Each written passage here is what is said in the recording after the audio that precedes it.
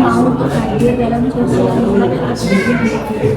Nah, di sini sebenarnya ada keberatan atau paksaan untuk hadir. Oke, tidak ya. Jadi karena itu sebelumnya Pak Novi tahu mengenai konseling individu itu apa?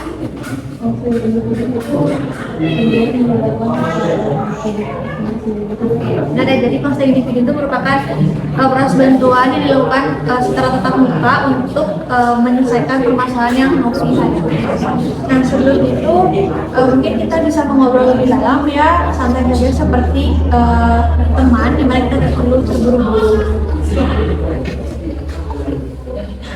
Saya juga sebelum ada di sesi ini selalu dari kemarin saya mikir terus saya udah tahu mau jadi mana.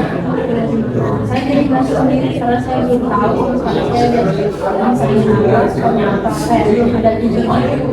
Oke, nah Novi bisa paham sekali ya mengenai perasaan itu, dimana kamu itu nggak sendirian, banyak juga siswa lain yang pasti mengalami hal yang sama, di mana mereka itu pasti sudah menyadari bahwa kamu itu masih mencari itu dan menjadi langkah awal yang bagus. Nah, jadi kamu itu sudah mulai bergerak ke arah yang benar.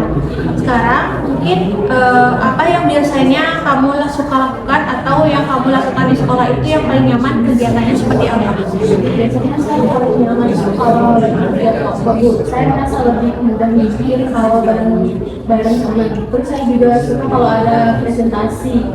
Ya, kadang orang lain takut masih sama dan saya juga sering mencatat dulu waktu mereka dari kondisi jadi bakat atau sesuatu yang berbeda.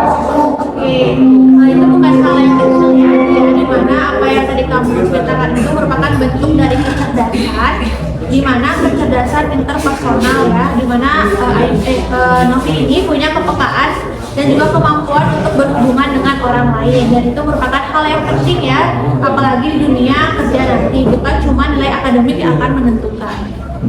Tapi saya sering mikir, kalau misalnya saya nggak punya nilai bagus, saya bisa apa?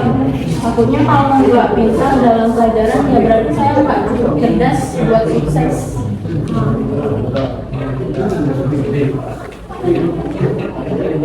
Oke, apa yang tadi kamu pikirkan itu merupakan pemikiran yang cukup umum ya, dimana wajar untuk berpikir seperti itu.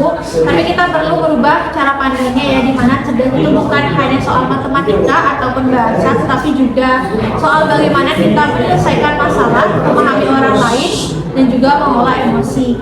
Dimana semua hal tersebut bagian dari kecerdasan, dan saya lihat bahwa Novi itu mempunyai potensi besar di arah sana. Ternyata hal-hal yang saya anggap biasa saja bisa jadi sesuatu yang berharga ya Bu.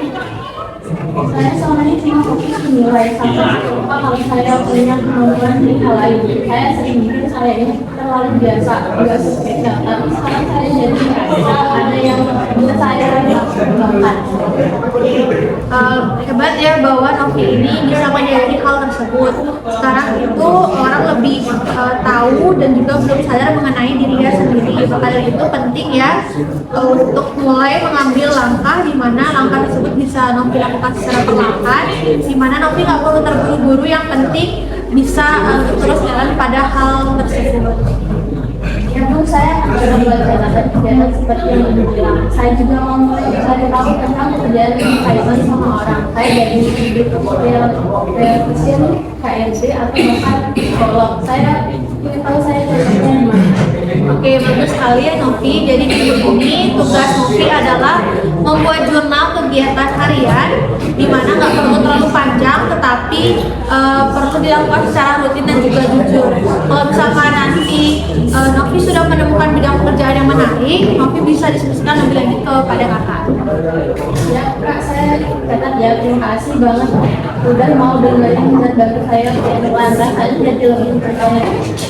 Oke, kakak juga senang ya melihat Novi ini lebih yakin, di mana Novi ini mempunyai potensi yang besar dan juga layak punya masa depan yang baik. Mungkin sekian ya sesi konseling individu yang kita lakukan. Apa dari Novi ada yang ingin ditanyakan lebih lanjut? Oke, mungkin kalau memang ada, Novi bisa langsung tanyakan ke kakak ya. Oke, terima kasih ya Novi, kita sampai bertemu lagi di live selanjutnya. Terima kasih ya.